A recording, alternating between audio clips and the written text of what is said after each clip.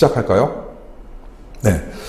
이번에 국어의 역사 부분에서 학교 교과서마다 좀 다르죠. 어떤 교과서에는 세종어제 훈민정음이 있는 경우도 있고, 용비어천가를 다루는 경우도 있고, 수학원해를 다루는 경우도 있고요. 또는 근대국어까지 다뤄서 동명일기를 다루거나 동국신속 삼강행실도 이런 것들을 좀 다루는 경우도 있을 수 있어요. 그런데 물론 저희가 이제 준비한 강좌에는 세종어제 훈민정음이긴 하지만 그 공부하는 방식은 거의 동일합니다. 어떻게 공부를 하시냐면 저한테 이제 고전시가 중세국어 표기로 되어 있는 고전시가 해석하는 방법을 들은 친구들은 좀 알 수도 있을 텐데 대체적으로 이제 고1의 경우에 제가 들어가지 않으니까 그 방법을 지금 소개해 드리도록 하겠습니다. 어떻게 이제 예를 들어서 세종어제 훈민정음처럼 또는 동명일기나 아니면 동국신속 삼강행실도나 아니면 용비어천가처럼 이렇게 고어, 중세국어로 표기되어 있는 어떤 작품들을 해석하고 공부하는 방법은 다른 게 아닙니다. 암기를 하는 거죠. 네, 그런데 너무 쉽나요?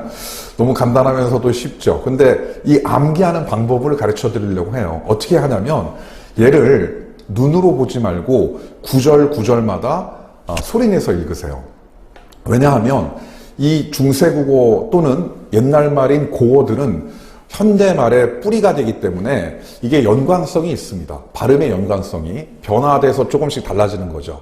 그렇기 때문에 눈으로 봤을 때는 이 현대어를 추정하기가 힘든데 실제적으로 발음을 해보면 현대어를 추정할 수 있고 그렇게 발음을 소리내서 읽으면서 본인이 직접 현대어를 떠올려 보세요. 그리고 실제 현대어하고 맞는지 비교하고 이런 게 공부의 과정입니다.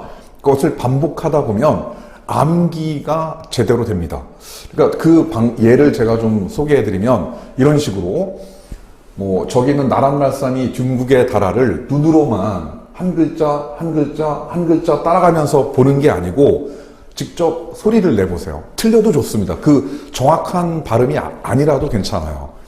예를 들어서 나랏, 말씀이, 뒹기게 달아 이렇게 소리내서 읽고 현대어를 추정해 봅니다. 나라의, 말씀이, 말이, 뒹기게 달아 중국과 달라서 그래서 이렇게 실제적으로 한 줄 소리내서 읽고 현대어를 떠올려 보고 이런 것들을 반복하다 보면 지금 저처럼 나란 말씀이 뒹기게 달아 문자와로 서로 삼았디 아니할세 이런 전차로 어린 백성이 니르고자 할 빼이셔도 마참내 제 뜻을 실어펴디 못할 놈이 하니라. 내 일할 위하여 어여삐 너겨 새로 28자랄 맹가노니 사람마다 해여 수비인이겨 날로 씀에 평안케 하고자 할 나람이니라. 이런 식으로 암기가 저절로 돼요. 그 다음에 이제 여러분들이 이제 배웠던 학교에서나 학원에서 또는 프린트나 아니면 이런 동영상 강의를 통해서 배웠던 문법적이고 그 다음에 의문론적인 지식을 거기에 더 씌우는 겁니다. 예를 좀 짧게 들어드리고 마무리할게요. 예를 들어서 나란 말씀이 그래 나랏의 라자의 밑에 있는 시옷은 관용격 조사 의에 해당이 되는구나. 그리고 나자에는 점이 없는데 점이 없는데 이걸 평성이라고 하는구나. 라자에는 점이 하나인데 이게 거성이 아니라 입성인 이유는 바로 받침에 기역, 디귿, 비읍 같은 파열음이 오기 때문이구나. 이런 식으로 더 씌울 수 있다는 거죠. 하나만 더 해보면 말쌈이 같은 경우에는 얘가 말쌈 플러스 인데 이 이가 주격조사구나. 그리고 말쌈이 같은 경우에 이게 분철로 표기가 되지 않고 중세국어이기 때문에 15세기의 표기이기 때문에 말쌈이 하면서 이어적기 연철로 표기가 되었구나. 이런 것들이 더 씌워지면 사실 세종어제 훈민정음에 문제가 나왔을 때 어떠한 문제가 나오더라도 틀리지 않습니다. 이 말을 저를 좀 믿고요. 여러분들 이번에 시험범위인 친구들은 이렇게 다시 정리해 드립니다. 소리내서 읽고 현대어를 추정해보고 그리고 그것을 몇 번 반복한다. 그 몇 번의 반복이 끝나서 암기가 되면 거기에 문법적인 또는 의문론적인 어떤 지식들을 개념들을 거기에 더 씌운다.